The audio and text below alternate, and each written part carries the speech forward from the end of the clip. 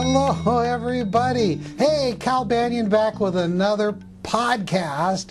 And you know what? This is going to be even more interesting. The time before, I got some surprises in store for you. But first off, let me tell you that this is coming to you from calbanyan.com.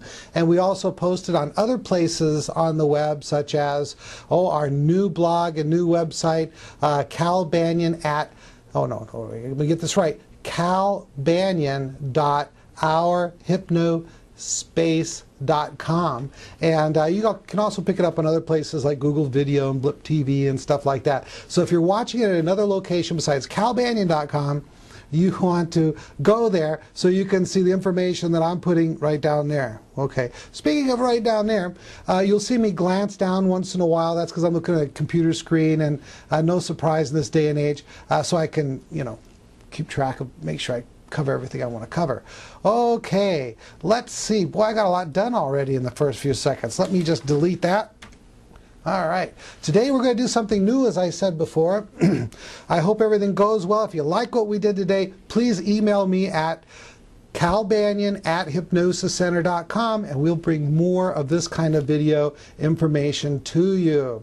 What we're doing is right now we've got our usual kind of video set up here in my office. You guys are used to that.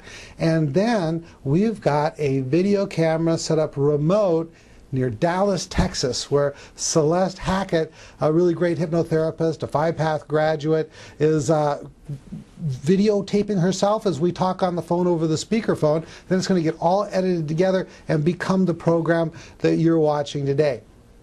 So it's going to be like a little hypnosis television show, and there might be a little bit of a learning curve here, but we'll get it under control and improve with every edition. All right, let me tell you a little bit about Celeste Hackett. I'm delighted to have the opportunity to interview her. As I said, she's a 5-pather. She's a dedicated hypnotherapist. Celeste, as I said, is in Dallas, Texas. She's been very active in our Yahoo groups. She runs a 5-path hypnotists, graduates on the internet study group where they go through the Banyan, the Banyan, don't help me out, John, BOLSM, Banyan Online Supervision Meeting CDs. Oh, God. There's something about having a different camera in front of me that's making me nervous, but I know I'll loosen up here and be fine, and I'm sure Celeste is happy to know that I'm a little bit nervous. I don't know why. I do this every week. Let's see. Looking at my notes. By the way, after you meet Celeste Hackett here on the video, I want to highly recommend her if you know someone in the Dallas area that is, and she's going to tell you exactly where she's located, who's interested in hypnosis training or learning 7-path self-hypnosis or for hypnosis sessions. Her websites are familyfirsthypnosis.com, and of course she's got a new ourhypnospace.com website also. That's www.familyfirsthypnosis.ourhypnospace.com. And again, on calbanyan.com, right down there, we got the links to everything that we'll be talking about. All right, I got through that. Now I can kind of turn it over to Celeste. Celeste, say hello and tell us a little bit about what you did before you got into the hypnosis profession. Well, first of all, I just want to thank you for letting me be here. It's a very big honor to be interviewed by the hypno genius himself, Cal Banyan.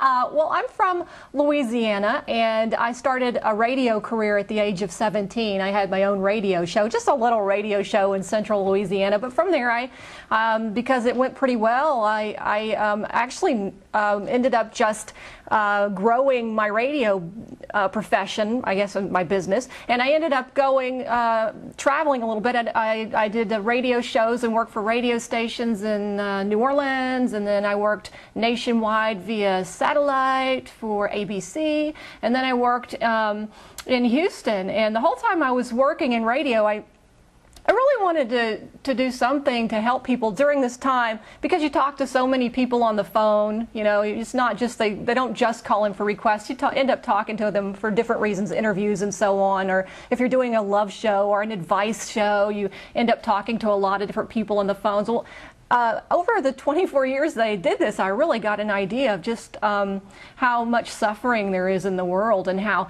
the human condition could, really use a new influx of information and energy into it. And so what I ended up doing after my last radio announcer job in Houston is I started looking around for some way that I could maybe start being of service, but I didn't want to do anything. I wanted to do something that would really help people change. And from all that I saw, some of the things that people were using already really weren't helping that much, or they were just helping some people with some things. And so I started researching how people really make change, and everything pointed to the subconscious mind. And then I started researching how to access the subconscious mind and help people to change using the subconscious mind, and everything pointed to hypnosis. And so I ended up just taking a hypnosis class in Houston, and then after that I kind of felt like I needed more training. And to make a long story very, very short, I ended up getting Cal Banyan's training, your training, Cal. And first I got it on DVD, which when I saw you working and doing age regression, I just got off of my couch and I went up to the screen and I went, oh my God, what is he doing? How's he doing this? And I was just sucking it all in, and just fell in love with 5-path right off, and just knew I had to learn how to do it.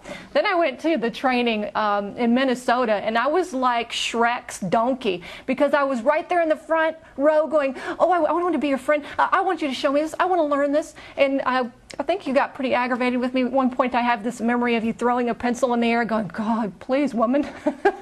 Or something like that. But I was so enthusiastic about it, and I tell you, every day I just get more enthusiastic about it. I'm still like the donkey. I'm still bothering Cal. And so much so that I ended up starting a 5-path study group of his balsam CDs, the Banyan Online Supervision CDs he was talking about. And any 5-pather can join that, and I write for the e-zine. My articles, or I guess it's almost like a quarterly column, is called The Frugal but Professional Practice. I sort of target people who are getting into the profession, who don't have a lot of money, and they're trying to start real basic, like out of their home, because originally I started in my apartment, and that was really cool. And so that's a little bit about me, Cal, probably more than you wanted to hear. Wow. That's a really good start there, Celeste. I think the viewers now are getting an idea why I selected Celeste for this first video interview. I knew she'd make it easy for me, and I wouldn't have to say very much. Can you imagine having her in class? I thought about throwing the eraser at her. I don't know what I threw at her. But, seriously, I'm really glad to have you here. I really appreciate your enthusiasm. We really love you here at the Banyan Hypnosis Center, and we look forward to doing more projects with you in the future. So, with that, let's get rolling on in the interview. And I've got a couple questions here that, a few questions really, that I want to ask you. Tell me a little bit more about, your hypnosis practice. I know, by the way, if people want to see a little tour of where your practice is, you've got that on your blog, and we'll put a link with this video for that so people can take a look at it. But tell us a little bit about your practice, where you are located, and your clientele, that kind of thing. Okay, well, I started out, like I said, in my apartment complex, and and because of this, and because I was really just so nervous, I didn't have any psychology training or anything like that, just radio training. And because of that, I was really pretty scared to be doing hypnosis.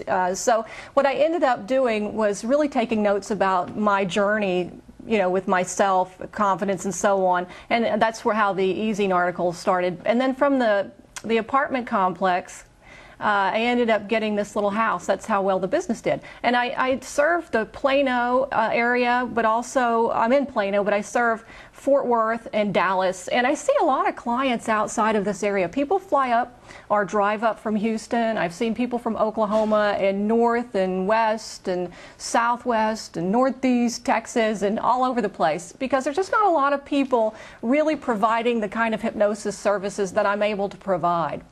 As you're talking about this, I'm wondering, are there some issues that you work with more than others, or issues that you like to work with more than others? Well, you know, I work with all the issues that any hypnotist gets: weight loss and stop smoking and hair pulling and nail biting and different sorts of addictions and compulsions and sadness or depression. I get a lot of referrals from psychologists and psychiatrists and doctors, and so I work with the issues that they refer to me. You know, for instance, depression, which we normally call, you know, habitual sadness. But really what I like to work with probably most of all is any emotional issue. If somebody comes in and they're just very sad, you know, they're grieving, I can help them through that. If they're, you know, feeling really guilty about something they did, I can help them with that. But I've been seeing lately a lot of people who are dealing with anger and anger issues. And I really enjoy working with anger. What is it you like about working with anger? Probably because I myself have had an anger issue in the past that was pretty severe, and was able to work through it, and I learned a lot from my own journey, and then adding 5-Path to what I know about my own anger issue. I've really been able to help people a lot with it. I think that's what I probably like the most, but I like it all. So Celeste, do you use the Secret Language of Feelings book, that principle, those theories in your practice? Yes, I certainly do. As a matter of fact, I'm holding up the Secret Language of Feelings right now. You see? The book itself, I use the Secret Language of Feelings, the book. I've read the book, I've internalized the book, and any hypnotist who works with people in a hypnosis environment, or even psychologists, even mamas, should get this book and read this book and know what it says. It's the best thing for helping people understand their emotions and what drives them, and helping them to find resolve on their emotional issues. As a hypnotherapist, how does it help you? Well, what I do, you know, is before I ever put somebody in hypnosis for the first time, I teach them how to work with their emotions, and I teach them how to do 1, 2, 3 with their emotions. And I mean, this can get really deep, Cal, but how much do you want me to say? We could do a whole thing on the Secret Language of Feelings, because it's very deep and pretty broad, and just to let you know, we teach them how to work with their emotions in the conscious state, you know, just walking around when they're sad. They learn how to deal with their sadness. Sadness means that they've lost something, so we teach them, for instance, with sadness, that if they can find something to replace what they lost, then they're going to feel better. And with anger, we teach them to do a reality check. Is it really unfair? Because anger always means that we are perceiving something as being unfair. And so if they can see that actually maybe it wasn't all that unfair, they were just in a bad mood, then automatically they feel better. But if they find that it really was unfair, then we teach them that the anger, that feeling, is there to help and guide them to actually do something to make things fair. So it's that kind of a thing. That's the way we work initially in the first session with their feelings. We teach them how to do this. And Cal, you know, your video has been perfect for that. All my clients see the video on the Secret Language of Feelings. And then once we're in the session, of course feelings come up. You know, especially during the second phase of the work that we do, which is age regression, where we're taking people back to scenes that have affected them and been part of the cause of their problem. And when we're in those events, we can help them to understand their feelings, or we get a better understanding of what exactly is driving the problem. Great. Hey, you know, I can see you've really got an understanding that, you know, the Secret Language of Feelings is really an important part of the underlying philosophy and operant theories of 5-Path. I'm wondering if you could, a couple of things I'd like to really get on this video today, and that is, one, if you could tell us about an interesting case, and I'll spring the other thing on you later. Oh, you are springing some stuff on me. You know, I'm going to be a CFI, but it's not until September, Cal. I'm going to be a certified professional hypnosis instructor. For those of you that don't know, I'll be training in July.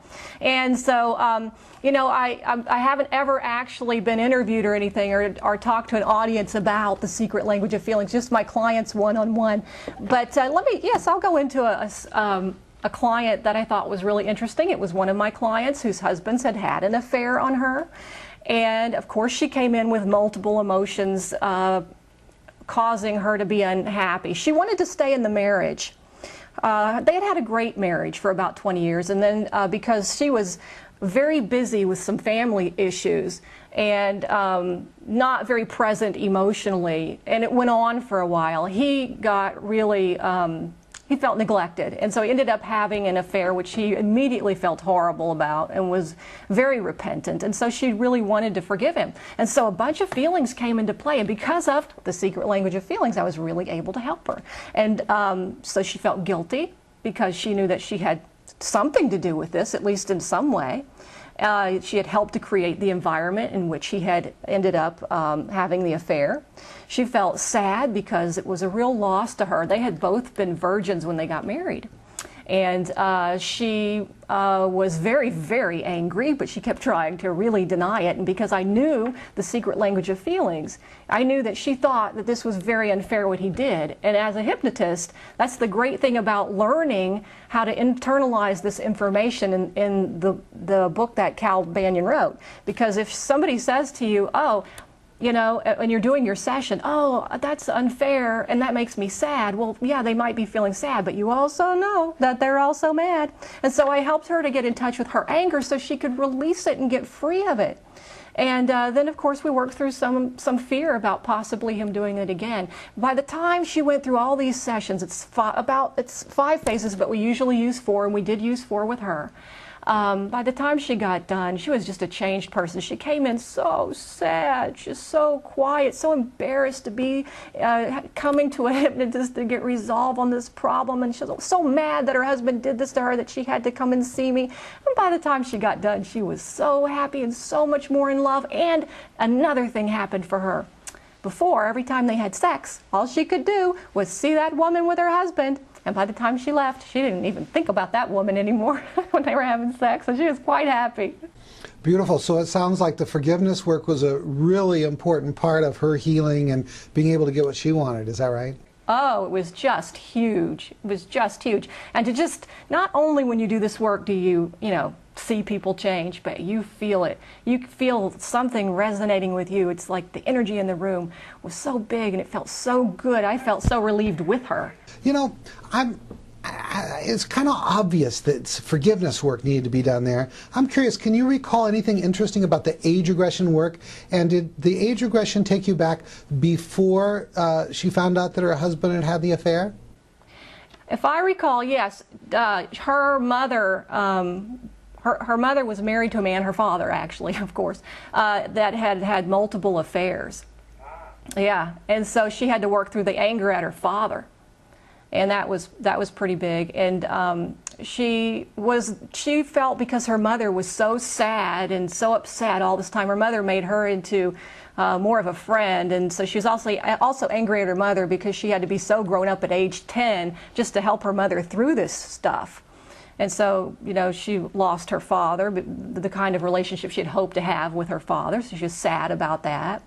And she had also been putting too much time into the relationship with her son because she believed that was a safe relationship. And he was about 6 years old, and her husband also felt very neglected in that way. And so once she, went through all the different changes by seeing how she'd come to have some of the beliefs that she had, she was able to just put her son in a more of a she was more in the role of a mother instead of a friend with her own son. And she felt safer really being there emotionally with her husband. So I don't know if I said that very well, but... Yeah, Celeste, you're getting just at the point I want to, is, another therapist might go, oh, okay, here's this lady, she's come in, she's angry with her husband, let's do forgiveness work. But what you really pointed out is, they only think they're coming in to do this work on their the specific issue. Really, you're able to go back and find out, something that was even more important, and that is, she had to do work with her mom and work with her dad, and so the age regression work really laid the foundation for her to do, the age regression work was really important for her to do the first before she does the forgiveness work, and then of course after that, just for everybody that's listening, if you don't know anything about 5-path, phase 1 is a preparation, testing, and convincing phase. We make sure they're going to somnambulism. Phase 2 is age regression, and phase 3 is forgiveness of others. Phase 4 is forgiveness of self. And then for those who have what we call secondary gain, we have a Phase 5, which is a special form of parts mediation therapy. So, and then Celeste, you went on and you did some self-forgiveness, right? Yeah, we went on to do self-forgiveness. As a matter of fact, without the age regression, I don't know that she would have even believed that she had anything to do with this problem at all. She didn't really see how it was connected to her really pulling away from her husband and spending more time with her son. She just thought she was a very, very good mother. But then as she looked back, it dawned on her, you know, that she was really just not being more in a parent role with her own son, but just going to him for affection and love more than she would really go to her husband. And it had gotten worse over the years. Beautiful. Anything you can say to wrap up that case before I move on to the next thing? No, I think we pretty much covered it all. Except she emailed me and she's extremely happy, and they're together, and we say, the work we did saved the family. Beautiful. And you also, I'm sure that's going to ripple out to her relationship with her parents if they're still alive, her relationship with her son, and all that kind of stuff. What I want to know now, and I like to throw in some things that maybe you're not ready for. Oh no! A test question. No. Oh no! You write this article about this series on Banyan hypnosismall.com on the Banyan e-zine, and it's on really how to get started on a shoestring. And I'm wondering if you can give maybe 1 or 2 quick tips to the viewers, because I know a lot of people are starting off, and they weren't able to start off like we did with a 2,000 and then 4,000 square foot office and that kind of thing. What kind of recommendations can you give our viewers? They can walk away from watching this video and implement to make starting on a shoestring a little more feasible. Well, you just need to see clients. And even if my belief is, and I know that I'm one of the few hypnotists that hold this thought, I believe that if you feel so scared of being a hypnotist that you do it for free. Just get in front of some people acting as if you're a hypnotist. You'll be a hypnotist, you'll be certified, but at first you just don't feel like one. And so I think it's perfectly fine for a few weeks, even a few months, to just do, direct suggestion and just say, oh, close your eyes, we're going to do hypnosis now, and then just start pulling out scripts and reading them. Pull out a script, even if, just pull out, Cal Banyan's got the greatest script for inductions that known to man. You just read the thing, that's all you have to do, and then just pull out some other scripts for whatever the issue is. Now, I'll be honest with you, you're not going to see a whole lot of change. This was my problem with my original training, and it's the problem with a lot of original training for hypnotists. What, when you're doing just direct suggestion hypnosis alone? Yeah, it's just direct suggestion hypnosis, but you know what? It makes you get more and more comfortable acting like a hypnotist and being in front of people. And you will see some change which will inspire you and excite you. And so then you'll be inspired to do, some of this stuff that's a little bit harder. And the other thing that I suggest is that as soon as you get your training, you don't just sit there like a voyeur and watch other people write in to the message board. And for those of you who don't know, Cal Banyan has a message board specifically for 5-pathers. Join it, start writing in, make friends with the hypnotists, because you get to email them. Their private emails are right there. Every hypnotist I ever emailed when I was first starting out, they were so friendly and so nice. Nobody's going to bite you. Just email them. Maybe they'll even give you their phone number. Maybe you can have a friend who's a hypnotist who's better than you that you can talk to. And most people are supportive, encouraging. And if they're going to be mean to you, which they won't be, I'll be your friend. So you got my phone number. It's on my website. Give me a call, and if I can call you back and talk to you, I will. And then I would suggest that right away, as soon as you can, that you join the 5-Path study group, because all of us who are doing this, we felt just like you getting started, and we're all doing great, and we're there to support and encourage each other, and we're more than willing and ready to reach back and help anybody just starting out. So yeah, just start. If you have to pretend like you're a hypnotist, do it. Put up some flyers, and say, hypnosis, here's my phone number. That's what I suggest. Mm-hmm. Hey, Celeste, so are you still doing sessions for free now? No. No. I never did 5-Path for free, except I did it on my husband briefly. when I very first learned, and I learned that was a mistake. So he's still not fixed, but he's pretty good anyway, so I think I'll keep him the way he is. But I was really just doing direct suggestion like that after a long hiatus between the last training that I got before I was ready to incorporate 5-Path. I made a decision in my mind, and this is another tip, you know, give yourself a goal. My goal was January the 1st, 2006, I was going to start charging money. And then I got Maureen Banyan's business pack so that I'd know how to talk to the people on the phone when they called in. She does an excellent job of actually teaching you how to do that. But you know, it's not a bad thing to do some pro bono work. You know, hypnosis isn't the only way to make people feel better. That's why God gave us friends. So if you are just doing direct suggestion and you're nice to people, I mean, that's something. It's nothing really to sneeze at. But I do think that you should give yourself a goal and decide when you're going to start charging money. So you were able to eventually generate a full-time income? Oh, absolutely. The first month I was in business, well, what happened, Cal, is it was so funny because I said, okay, the ad is in the phone book. I made a little website. I did spend about $1,000 on my website from my savings. I thought that that would be a good place to put money. I'd never had a website with my other businesses, so I'm like, well, I'm going to give this a try. And I do believe in websites. I think they're great, and I think that you should have one. You can get a free one now at ourhypnospace.com with Cal Banyan. So there's no excuse for not having a website now, and a nice one too. And so I got my little website, and I got my little little tiny ad in the phone book because I didn't want to spend a lot of money. And January 1st rolled around, and I went to my front door and I opened it. And I said, I'm open for business. As I looked out of my apartment into the parking lot, I saw the dumpster. And I thought, nobody is ever going to come up these stairs 3 flights by the dumpster and get hypnotized by somebody they don't even know. But boy, was I wrong. The phone just started ringing. People want this work. And they need it. There's nothing else out there like it. And so I just started answering these calls, and I was too scared to take too many people because I was still learning how to do it as I did it. And that's what you'll do. It'll be on-the-job training. And so I only took like two clients a week at first. I think it was about 2 clients a week. And right off the bat, my goal was to make $2,000 a month. Because that's what I needed to make in order to do my share. I had just got married a year before and I hadn't been working. And so I made $1,700 the first month, and after that I more than met that goal, and my monthly income kept increasing. And now this year, it's been 1 year in January. Okay, I started in January 2006, January 2007, I more than tripled that. And I had so many people calling in, I could not even accommodate them. I had to send them off to other hypnotists in the area.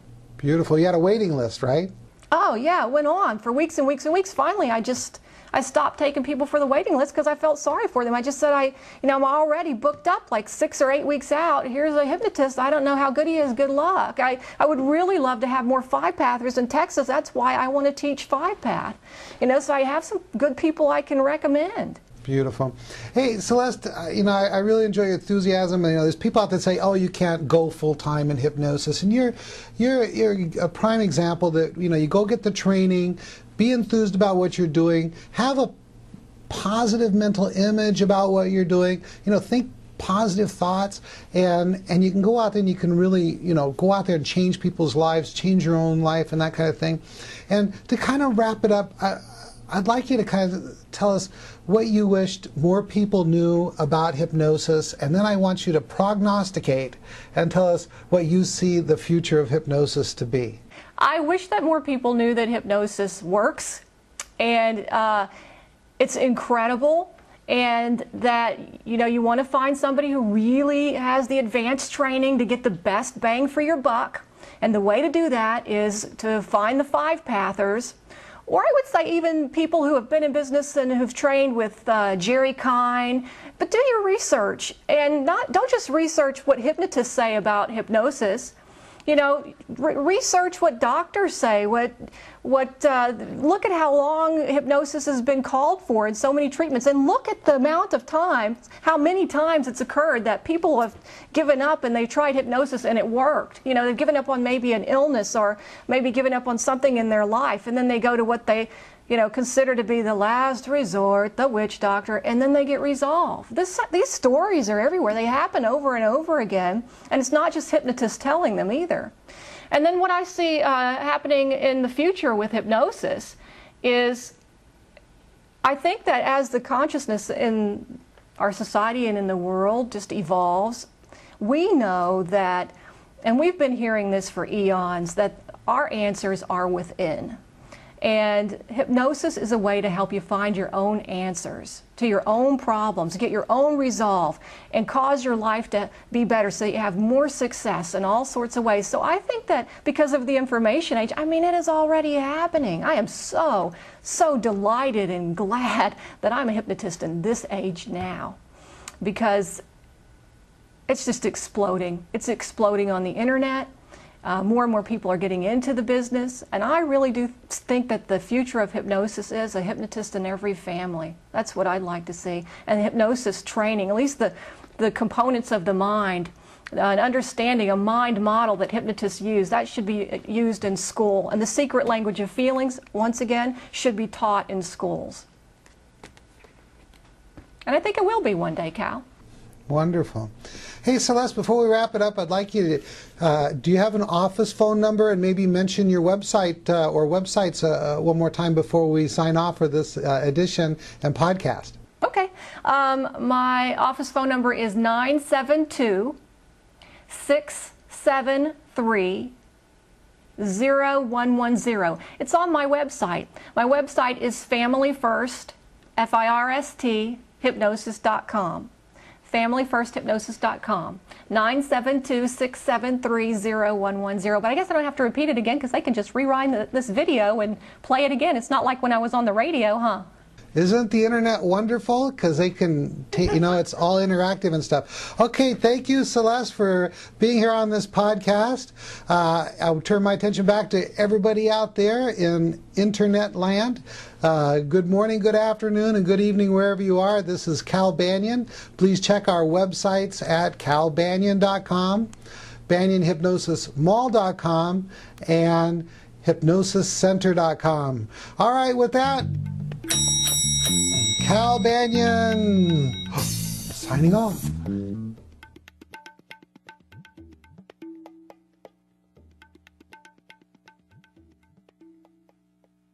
This recording is the property of Cal Banyan and Cal Banyan's Banyan Publishing Incorporated. All rights reserved for private use only. May not be duplicated without written permission.